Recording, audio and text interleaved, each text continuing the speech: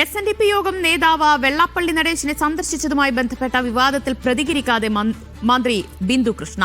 എല്ലാവർക്കും ക്ഷീരദിനാശംസകൾ എന്നായിരുന്നു മന്ത്രിയുടെ മറുപടി. മന്ത്രി വെള്ളാപ്പള്ളിയെ സന്ദർശിച്ചതിൽ വിമർശനവുമായി യൂത്ത് കോൺഗ്രസ് ഉൾപ്പെടെ രംഗത്ത് വന്നിരുന്നു. കഴിഞ്ഞ ദിവസം ഇത്തരത്തിൽ വെള്ളാപ്പള്ളിയെ സന്ദർശിക്കുന്ന സാഹചര്യം ഉണ്ടാകുന്നു.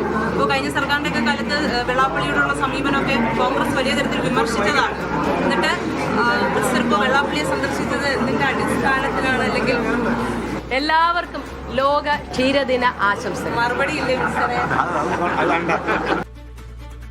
സിജോ വി ജോൺ വിവരങ്ങൾ നൽകും. സിജോ, വെള്ളാപ്പള്ളിയെ സന്ദർശിച്ചത് ചോദിച്ചപ്പോൾ ക്ഷീരദിനാശംസകൾ നേർന്ന് മടങ്ങുകയാണോ മന്ത്രി ചെയ്തത്?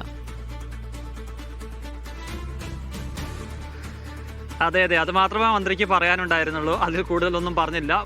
മറുപടി പറഞ്ഞ് പ്രതികരിച്ച് വീണ്ടും വെട്ടിലാകണ്ടല്ലോ എന്നുള്ളൊരു കാര്യമായിരിക്കും മന്ത്രി ബിന്ദുകൃഷ്ണ ചിന്തിച്ചിട്ടുണ്ടാവുക. അതുകൊണ്ടായിരിക്കും അത്തരം ഒരു മറുപടി ഒതുക്കിയത്. ഒരു ക്ഷീരദിന ആഘോഷങ്ങളുടെ പരിപാടി കഴിഞ്ഞതിന് ശേഷമാണ് മന്ത്രിയോട് അത്തരത്തിലൊരു ചോദ്യം ചോദിക്കുന്നത്. അതുകൊണ്ടാണ് അത്തരത്തിലൊരു മറുപടി പറഞ്ഞ് മടങ്ങുകയും ചെയ്തിട്ടുള്ളത്. എന്തായാലും ആ മറുപടി തൃപ്തികരമാണോ എന്ന് ചോദിച്ചാൽ ഒട്ടും തൃപ്തികരമല്ല. കാരണം അങ്ങനെയായിരുന്നില്ല മറുപടി നൽകേണ്ട നേരത്തിൽ യാതൊരു സംശയമില്ല. അത് കൃത്യമായൊരു മറുപടി അവർ നൽകേണ്ടതും ചെയ്യുന്നതാണ്. കഴിഞ്ഞ ദിവസങ്ങളിൽ വലിയ രീതിയിലുള്ള വിമർശനമാണ് മന്ത്രി ബിന്ദുവിനെതിരെ ഉയർന്നു വന്നിരുന്നത്.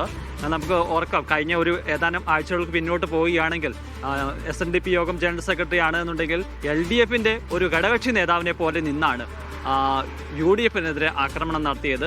എത്ര രൂക്ഷമായ വിമർശനമാണ് ഉന്നയിച്ചിരുന്നത്. VD സതീശനെയൊക്കെ വലിയ രീതിയിലുള്ള വിമർശനത്തിലേക്ക് പോവുകയൊക്കെ ചെയ്തിരുന്നതാണ്. നമ്മൾ കണ്ടതാണ് കുറേ മാസങ്ങൾ മുന്നോട്ട് പോകുമ്പോൾ.